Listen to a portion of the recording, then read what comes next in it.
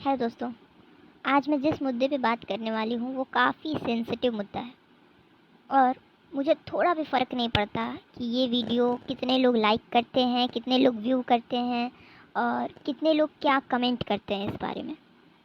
मुझे फ़र्क पड़ता है इस बात से कि यह वीडियो किसी उस एक व्यक्ति के पास जाए जो कि लड़कियों को सड़क पे छेड़ते हैं, भद्दे कमेंट करते हैं, अश्लील हरकत करते हैं।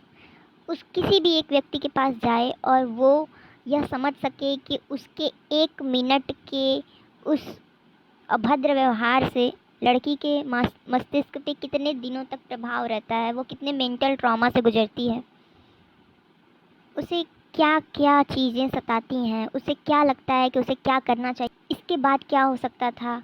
ये सब चीज़ें उसे इतनी परेशान करती हैं जितना कि आप सपने में भी नहीं सोच सकते। आप अपने शौक़ के लिए किसी को परेशान करके आपको कुछ हासिल नहीं होने वाला। अगर ये बात एक व्यक्ति तक भी पहुंच जाती है तो मेरा ये मानना है कि मैंने बहुत बड़ी अचीवमेंट हासिल कर ली, बड़ी अचीवमेंट पालूँगी। अभी मेरे साथ हाल में ही एक घटना हुई है जिसके बाद मैं इतने बड़े मेंटल ट्रॉमा से गुज़र रही हूँ कि कोई इसे ख्वाब में भी नहीं सोच सकता। मेरे दिमाग में ये बातें आ रही हैं कि मैंने उस वक्त एक्शन क्यों नहीं लिया। मैं इतनी कमज़ोर हूँ कि मुझे घर आके सोचना पड़ा कि क्या हुआ था मेरे साथ, और फिर उसके बाद मुझे समझ में आया कि मेरे साथ कितना बुरा हुआ है। क्विक रिएक्शन क्यों नहीं लिया मैंने उस बारे में। और इसके वजह से मैं एक वर्किंग वूमन हूँ और डेली मेरा स्कूल आना जाना रहता है। तो मेरे स्कूल की दूरी काफ़ी नहीं है, मेरे घर से लगभग आधा किलोमीटर की दूरी है। और उस रास्ते पे भी मुझे रोज़ किसी न किसी टॉर्चर, हैरेसमेंट और अब्यूज़ का सामना करना पड़ता है। डेली डेली मुझे इस ट्रॉमा से गुज़रना पड़ता है। जब घर पे आके मैं लोगों को इस बारे में बताती हूँ, भाई को, बहन को, माँ को, तो उनका रिएक्शन काफ़ी नॉर्मल सा होता है, जो कि मुझे बिल्कुल समझ में नहीं आता कि मुझे क्यों इतना नॉर्मल सा रिएक्शन मिलता है।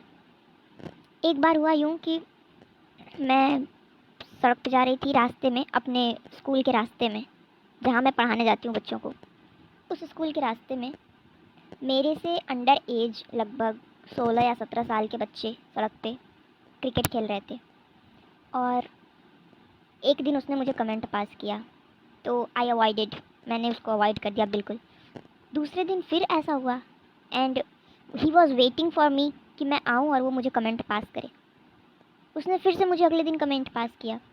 तो आज मुझसे रहा नहीं गया और मैंने तुरंत रिएक्ट वहाँ पे भी नहीं किया, क्योंकि मुझे खुद नहीं समझ में आया कि मुझे रिएक्ट क्या करना चाहिए यहाँ पे। तो मैं जब पहुँची अपने स्कूल पे जहाँ पे बच्चों को पढ़ाती हूँ, एक्चुअली वो मेरा ही स्कूल है, मेरे मॉम डैड चलाते हैं। मेरी मम्मी वहाँ प्रिंसिपल है और पापा ने पूरा बिल्डिंग खड़ा किया हुआ है स्कूल की। तो मैं अपने मम्मी से गई बताने कि ये ऐसा है कि यहाँ बच्चे जो क्रिकेट खेल रहे हैं वो कई दिन से, 2 दिन से 3 दिन से मुझे कमेंट पास कर रहे हैं, तो इन्हें बुला कर के आप डांट दो थोड़ा। तो माँ ने बुलाया और बुला करके डांटा।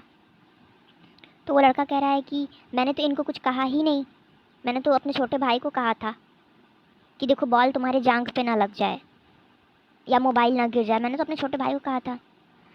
और मेरी मम्मी ने मान लिया उसकी बात कि हाँ उसने अपने छोटे भाई को कहा होगा, और उन्होंने जाने दिया उसे। और मैंने जो बताई बात वो पूरी वेस्ट चली गई, जबकि उसने कहा मुझे था। मैं एक्सपेक्ट करती थी कि मम्मी डांटेंगी, थोड़ा फटकार लगाएंगी, या बगल में ही घर है उसका तो उससे बोलेंगी, बट ऐसा कुछ हुआ नहीं।